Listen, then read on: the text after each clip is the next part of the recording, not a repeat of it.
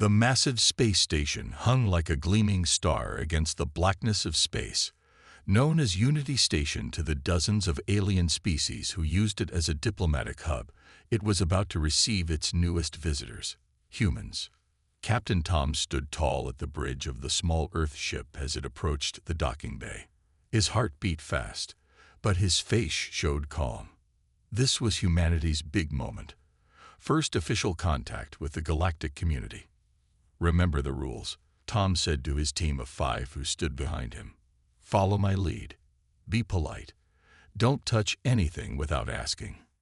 Jack, the security officer, nodded. "Yes, sir. The team is ready." The ship docked with a gentle bump. Tom took a deep breath as the airlock hissed open. This was it. 3 aliens waited for them in the docking bay. They looked nothing alike. One tall with blue skin and 4 arms, one short and round with green scales, and one that seemed to float slightly above the ground, covered in swirling purple mist. "Welcome to Unity Station," said the blue one in perfect English, having learned it from the radio signals humans had been sending into space for decades. "I am Coordinator Rod. This is Security Chief Blue and Science Officer Green." Tom stepped forward, smiling widely. "Thank you for your welcome. I am Captain Tom of Earth, and these are my—" He stopped. All 3 aliens had suddenly moved backward. The blue one's upper arms raised in what looked like a defensive position. The floating purple one's mist swirled faster. The green one's scales flattened against his body. Tom's smile dropped. Had he done something wrong already? "Is everything okay?" he asked. The aliens seemed to recover quickly. Rod stepped forward again. "Yes. Please continue with introductions." Tom nodded, careful not to smile this time. "This is Security Officer Jack, Medical Officer Mary, Communications Officer Lisa, Engineer Mike, and Scientist Bob." Each human nodded when named. Mary, always friendly, gave a small wave and smile. Again, the aliens seemed to flinch. The humans were led through wide hallways, filled with strange sights. Aliens of all shapes and sizes moved about their business. Some walked on many legs, others floated, some rolled. The station was huge, with areas designed to make each species comfortable. "Your quarters have been prepared with Earth-like conditions," said Rod. "We studied your broadcasts to understand what humans need." "That's very thoughtful," said Tom. "We appreciate." A loud crash interrupted him. In a side hallway, a small alien with 8 legs had dropped what looked like a container of tools. Without thinking, Mike laughed. It was a friendly, surprised laugh, but it showed all his teeth. The effect was immediate and shocking. Every alien in the hallway froze. Some made high-pitched sounds. Others moved back against walls. The small 8-legged one actually climbed up the wall to the ceiling. Security Chief Blue stepped between Mike and the other aliens, 4 arms now holding what looked like weapons. "Please control your threat display," Blue said firmly. "Threat display." Mike looked confused. "I was just laughing." Lisa, the communications officer, touched Tom's arm. "Captain, I think there's a misunderstanding about facial expressions." Tom nodded, keeping his face very neutral now. "We mean no threat. It seems our expressions have different meanings." Rod seemed to relax slightly. "We will discuss cultural differences in detail tomorrow. For now, please follow me to your quarters." As they walked, Tom noticed how every alien they passed watched the humans with what seemed like fear in their many different types of eyes. Lisa leaned close to Tom and whispered, "I think it's our smiles, sir. They seem scared when we show our teeth." Tom thought about this. On Earth, a smile was friendly. Here, it clearly meant something very different. "Team," he said quietly, "no smiling until we figure this out." The first contact was going to be more complicated than anyone had imagined. The humans settled into their quarters on Unity Station, a set of rooms that looked like they came straight from an Earth hotel, though with slightly odd proportions. Captain Tom called his team together for a meeting. We need to understand what happened today, Tom said, keeping his face carefully neutral. Lisa, you're our communication expert. What do you think about the aliens' reactions to our smiles? Lisa stood up and activated her tablet. I've been reviewing what we know about animal behavior on Earth. When most animals show their teeth, it's a warning or threat. Think of a dog growling or a chimpanzee's fear grimace. But smiling is friendly for humans, Mary said, the medical officer frowning. To us, yes, Lisa replied. But evolution works differently on different planets. What if none of the alien species developed smiling as a positive expression? Mike leaned forward. So when I laughed, you might as well have been snarling at them. Lisa finished. The door chimed, interrupting their discussion.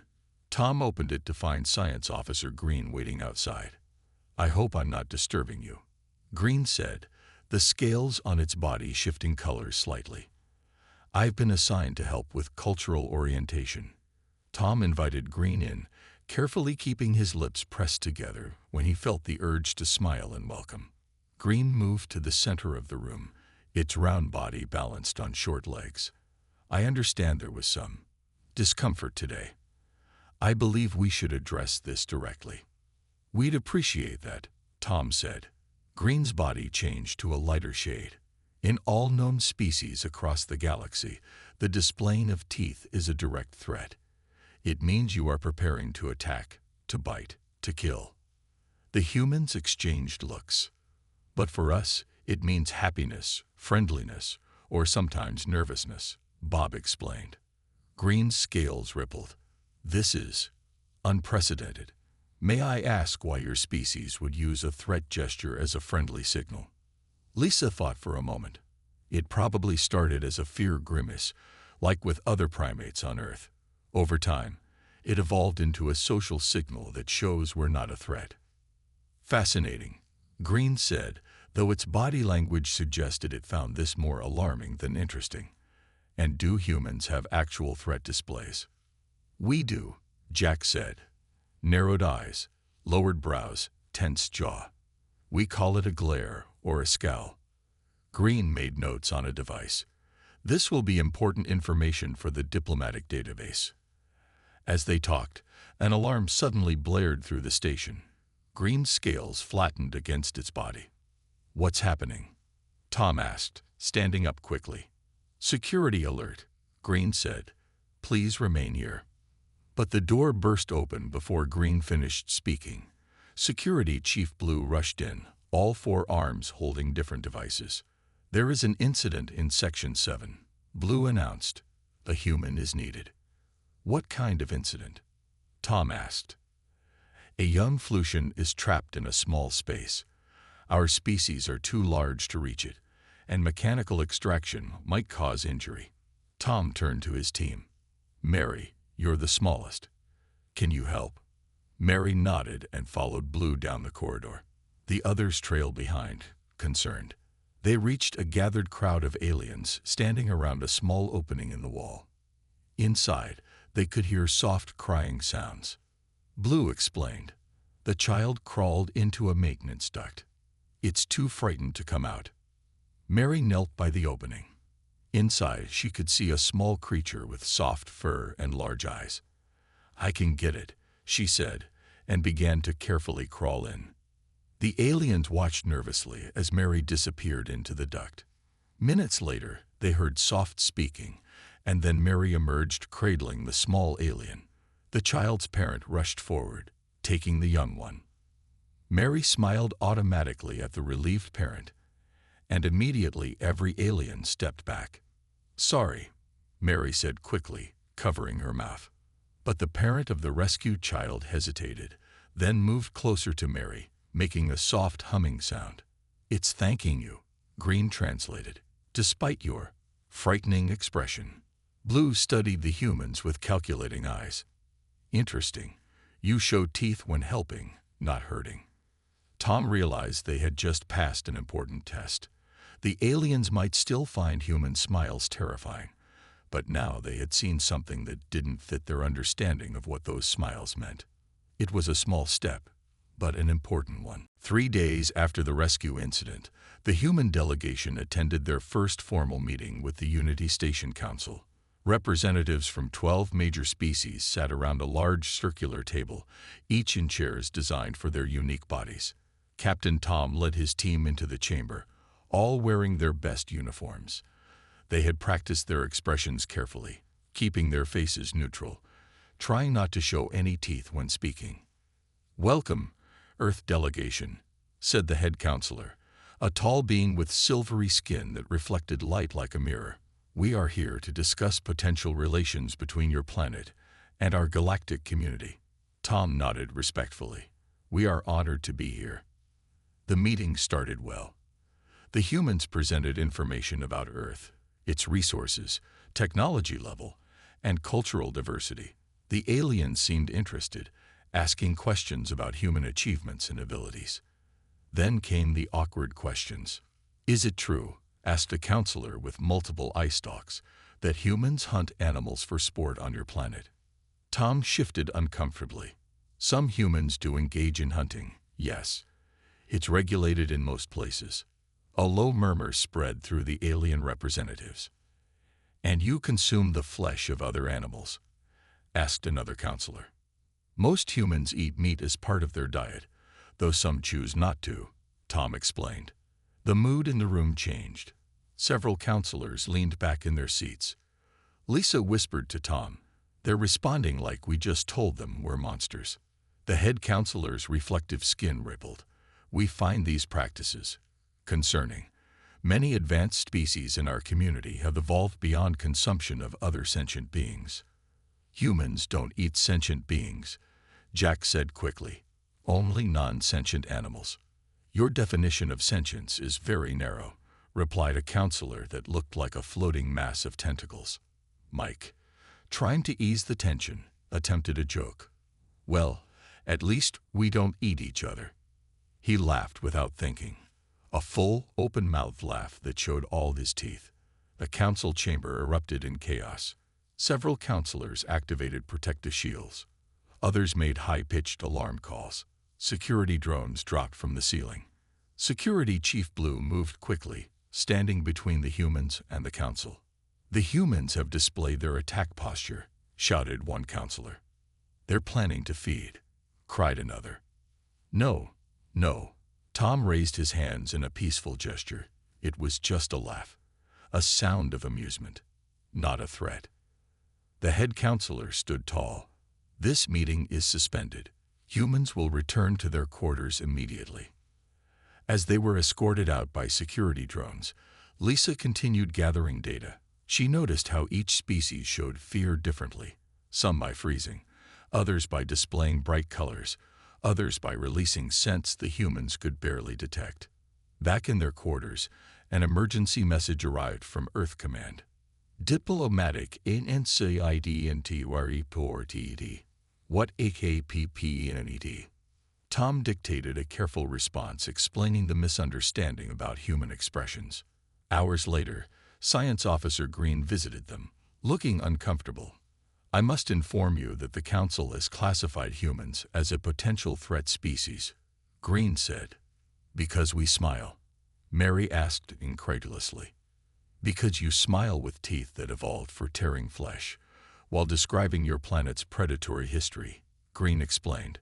"The Council has ordered a full biological and historical assessment of humans." "This is ridiculous," Jack said. "We came in peace." Green's scales changed to a dark color. "You must understand. In our galactic history, species that display teeth voluntarily are always dangerous predators, every single one. But we use our smiles to show friendship," Lisa insisted. "That's what makes humans even more concerning," Green said quietly. "Most predator species are honest about their nature, but a predator that smiles while hunting." The implications hung in the air. "You think we're trying to trick you," Tom realized. "That our friendliness is a trap." Green didn't deny it. "The Council has restricted human movement on the station pending further investigation. For everyone's safety." As Green left, the humans looked at each other with worry. Their mission of peaceful first contact was unraveling because of something as simple as a smile. The human delegation sat confined in their quarters for 2 full days. Guards stood outside their door, and their access to the station was completely cut off.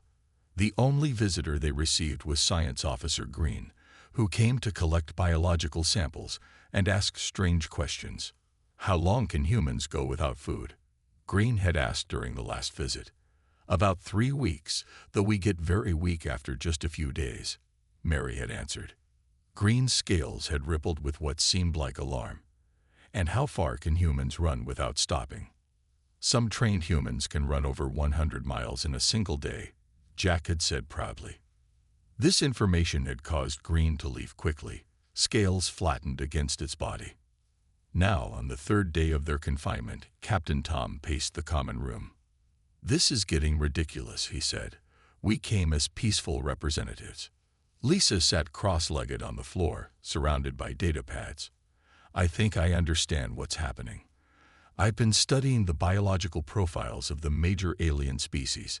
None of them evolved as pursuit predators." "What do you mean?" asked Bob. "On Earth, humans evolved to chase prey over long distances. We can sweat to cool down and keep running until animals much faster than us collapse from exhaustion. It's called persistence hunting." Mike frowned. So it appears that none of the alien species evolved this way," Lisa explained. "They evolved as foragers, grazers, filter feeders, or ambush hunters. The idea of a species that chases its prey to death is horrifying to them." The door slid open, interrupting their conversation. Security Chief Blue entered, along with Green and Coordinator Rod. "Captain Tom," Rod said formally, "the Council requests your presence for a special session." Tom stood. "Just me." "Your communication officer may also attend," Rod said, nodding toward Lisa. "Her understanding of biological differences may be valuable." As they followed their escorts through the corridors, Tom noticed other aliens moving far away, pressing against walls to avoid them. The fear was palpable. They entered a smaller council chamber. On a large screen at the front was a series of images from Earth: lions chasing gazelles, wolves hunting in packs, and primitive humans with spears surrounding a mammoth. The head counselor stood as they entered. "Captain Tom, we have completed our preliminary assessment of human biology and history." Tom nodded but remained silent. "Your species evolved as pack-hunting predators," the head counselor continued. "You have forward-facing eyes for depth perception while tracking prey. Your teeth can tear flesh. Your bodies can maintain pursuit over distances that would kill most species. That's our evolutionary history," Tom acknowledged. "But we've developed far beyond that." "Have you?" asked a counselor with tentacles. "Our research shows humans still engage in hunting. You stage competitions based on running and throwing, skills used to chase and kill. Your entertainment depicts violence in great detail." Lisa spoke up. "Many of our primitive instincts remain, yes, but we channel them into peaceful activities. Sports replace warfare. We hunt for management of ecosystems, not just food." Green projected a new image: humans throughout history engaged in warfare. "Your species has killed each other in massive numbers," Green said. "No other known sentient species has engaged in systematic warfare against its own kind." Tom felt his face grow warm. "We're not proud of that history, but we've worked to overcome our violent tendencies." By smiling, the head counselor asked, "Our scientists have developed a theory. We believe human smiling evolved as a way to disarm potential prey or rivals. You show your weapons, your teeth, while signaling that you won't use them. Yet, that's not," Tom began. "It's a sophisticated hunting technique," continued the head counselor. "A predator that can appear friendly is the most dangerous kind of all." The chamber fell silent. Tom looked around at the alien faces, some with eyes, some without, all watching him with what he now recognized as fear. "You're afraid of us," he realized aloud. The head counselor's reflective skin rippled. "We are concerned about the safety of all species on this station. The question before us is whether humans, as evolved predators, can truly be peaceful members of our community. Tom understood now. It wasn't just about smiles. To these aliens, everything about humans screamed dangerous predator, and they were trying to decide if humans should be welcomed or contained. The human delegation remained under strict observation. The council hadn't made their final decision yet, but tensions were high throughout Unity Station. Other species avoided the areas where humans were permitted to go, creating empty corridors wherever Tom and his team walked. 1 week after their arrival, the humans were allowed to attend a scientific conference. It wasn't exactly freedom, but it was better than being confined to their quarters. Remember, Tom told his team as they entered the large conference hall, no smiling, no laughing, no sudden movements. We need to appear as non-threatening as possible. The conference room was filled with aliens of all shapes and sizes. Some floated in tanks of liquid, others hovered above the ground, and many stood on various numbers of legs. There were screens and displays showing scientific data from across the galaxy. The humans stayed together in one corner, keeping their faces carefully neutral as they examined the displays. Lysa was fascinated by a chart showing the evolutionary paths of different intelligent species. "Look at this," she whispered to Tom. None of these species followed Earth's predator-prey cycle. They all evolved through different paths. Tom nodded. That explains a lot about why they find us so strange. Suddenly, a loud crash echoed through the hall. Everyone turned to see one of the aliens, a tall, thin being with 6 limbs and skin that changed colors like a chameleon, had fallen from a raised platform.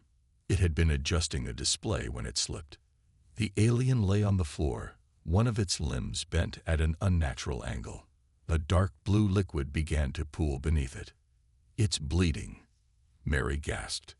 What happened next occurred so quickly that no one had time to think. Mary, trained as a medical officer, rushed forward immediately. Bob and Mike followed, grabbing a nearby table and clearing it to create a flat surface. Jack ran to get the emergency medical kit they always carried. Lisa began calling for the aliens to give them space. "Lift on 3, Mary instructed as she reached the injured alien. 1, 2, 3. They carefully lifted the wounded alien onto the table. The creature made a high-pitched sound of pain, its skin flashing bright colors. Mary opened the medical kit and pulled out bandages. "I need to stop the bleeding," she said to the injured alien. "This might hurt, but I'll be gentle." As she worked, Mary instinctively gave a reassuring smile. The kind doctors give to calm their patients. Every alien in the room froze. To them, it was a horrifying sight. Humans rushing toward a bleeding alien, surrounding it, showing their teeth, touching its wound. In their minds, they were witnessing predators responding to blood, moving in for the kill. Security Chief Blue pushed through the crowd, weapons ready. "Step away from the injured one." Tom raised his hands. "No, you don't understand. Our medical officer is trying to help." But the aliens didn't believe him. Some fled the room. Others pressed against the walls, frozen in fear. The security drones hovered closer, weapons aimed at the humans. Blue approached cautiously, all 4 arms holding different devices. "Humans, move away now. If I stop, this alien will lose too much blood," Mary said calmly, continuing to wrap the bandage. "Look at what I'm doing. I'm stopping the bleeding, not causing more harm." The injured alien made a soft clicking sound. Its colors shifted from bright warning patterns to more muted tones. "What's it saying?" Tom asked. Green pushed forward through the crowd. "It says, the human is helping, not hurting." The room fell silent as the aliens watched Mary finish bandaging the wound. She then created a splint for the broken limb using materials from the medical kit. "There," she said when finished. "The bleeding is stopped and the limb is stabilized. You'll need proper medical care, but you're no longer in immediate danger." The alien's skin shifted to a soft blue color. It made more clicking sounds. "It is thanking you," Green translated, sounding confused. Blue lowered its weapons slightly. You showed your teeth while touching its blood. It's called a reassuring smile, Mary explained. It's how we show patients they're safe while we treat them. The aliens exchanged looks of confusion. Their entire understanding of human expressions had just been challenged. Green moved closer, studying Mary's face. You bare your teeth. To heal, not to hurt. Yes, Mary said simply. In that moment, something changed in how the aliens saw the humans. Fear remained, but now mixed with confusion and the first small seeds of understanding. The day after the medical incident, Security Chief Blue requested a private meeting with the human delegation. This was unusual. Most interactions had been formal and supervised by multiple aliens. I wish to understand humans better, Blue said as they sat in a small meeting room. All four of Blue's arms were empty of weapons, which Tom took as a positive sign. We're happy to help with that, Tom replied, careful to keep his expression neutral. Blue's large eyes studied each human carefully. What I witnessed yesterday contradicts everything we believed about predator species. Predators do not heal. They do not help the wounded. They consume them. Humans are complex, Lisa said. We evolved as predators, yes, but we also evolved as social creatures who care for our group members. But the injured one was not of your group, Blue pointed out. Mary leaned forward. To medical professionals, everyone is part of our group. We take oaths to help any who need it. Blue seemed to consider this. Show me your different smiles. The humans exchanged glances, surprised by the direct request. There are many kinds, Lisa explained. A polite social smile is different from a genuine happiness smile. There are nervous smiles, sad smiles, threatening smiles. Show me, Blue insisted. Lisa demonstrated first, giving a small, closed-mouthed social smile. This is how we might greet a stranger. Tom showed a broad, genuine smile. This shows real happiness or pleasure. Mary demonstrated a gentle, reassuring smile. This is how I comfort patients. Mike showed a nervous grin. This is how we might react when uncomfortable. Jack demonstrated a threatening smile, more of a grimace with teeth bared and eyes cold. And this is an actual threat display. Blue watched each demonstration with intense focus. The differences are subtle to non-human eyes. It's all in the eyes and the rest of the face, not just the teeth, Lisa explained. A real smile reaches the eyes. A threat smile doesn't. Blue made notes on a device, and when you approached the injured alien yesterday, that was a reassuring smile, Mary said. It communicates you are safe. I will help you. Blue was quiet for a moment, processing this information. Our species have very different evolutionary paths. For us, showing teeth is only for attacking. The idea of using a threat display as a comfort signal is difficult to comprehend. Did other predator species ever join your galactic community? Bob asked. Few true predators have achieved space travel, Blue answered. Those who did were always problematic. They remained aggressive, territorial. Many conflicts resulted. So you assumed humans would be the same, Tom said. Yes. Blue's skin shifted to a deeper shade. But none of those species had developed your particular trait of repurposing threat displays into social bonding signals. Blue stood up suddenly. I must study more of your history, but not the history your delegation provided, that was carefully selected to show humans in the best light. I need to see your true nature. What are you asking for? Tom questioned. Access to your entertainment media, your stories, the things humans create when trying to impress each other, not alien species. Tom hesitated. Human movies, books, and games contain plenty of violence that might confirm the aliens' worst fears, but they also showed human compassion, sacrifice, and love. All right, he finally agreed. But I want to be present when you review it to provide context. Agreed, Blue said. For the next 2 days, Blue and Tom sat together watching selected films, television shows, and documentaries.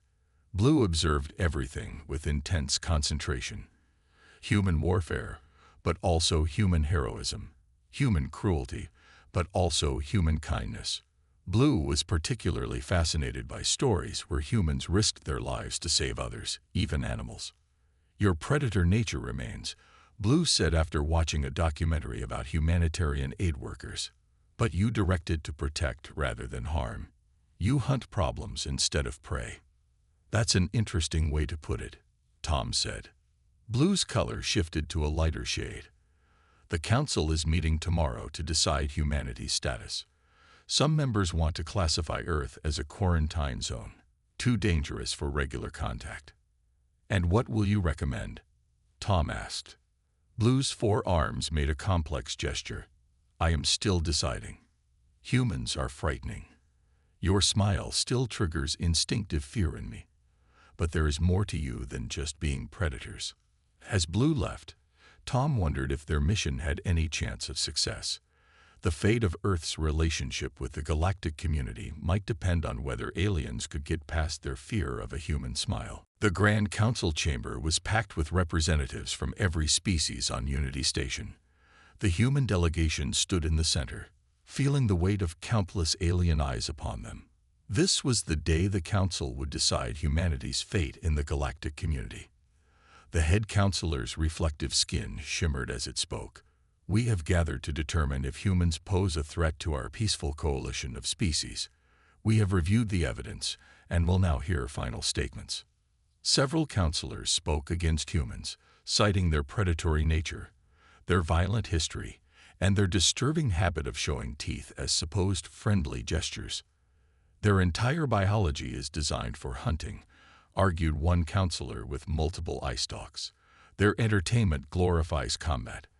They cannot be trusted. Captain Tom listened patiently, knowing their chance to speak would come. When it did, he stepped forward. Members of the council, I cannot deny our evolutionary history. Humans did evolve as predators. But evolution doesn't stop. We also evolved compassion, art, and the desire to connect with others across boundaries, even between species. His words seemed to have little effect. The mood in the chamber remained tense and fearful. Then Security Chief Blue stepped forward, an unexpected move that caused murmurs throughout the chamber. Honored counselors, I have spent the past days studying humans closely. I began believing they were dangerous predators using smiles as hunting tricks. What I discovered was more complex. Blue activated a large screen that began showing images. Humans rushing into burning buildings to save strangers. Humans diving into rough waters to rescue drowning animals. Humans giving food to the hungry. These predators use their hunting instincts not just to kill, but to protect. Blue continued. They chase down problems with the same determination their ancestors used to chase prey. The images changed to show human medical workers treating patients of all kinds. Their medical officer, Mary, did not show teeth to the injured Faxel because she wanted to feed. She smiled to comfort while she healed. This behavior exists nowhere else in our records of predator species. The chamber grew quiet as the aliens watched, many seeing these sides of humanity for the first time. Most interesting of all, Blue said, is what humans do with their young. The screen showed human parents smiling at their children, teachers working with students, adults protecting children who weren't their own. Humans bare their teeth most often to their own offspring, not as a threat, but as their strongest expression of love and safety. Their predator grimace evolved into its opposite. Where we see danger, they see connection. Green stepped forward to join Blue. Our scientists have a theory. Humans evolved in an unusually dangerous environment, where cooperation became as important as hunting skill. Their smiles may have begun as fear grimaces, but transformed into social signals that mean I could bite, but I choose not to. I am safe. The head counselor's reflective surface rippled with thought.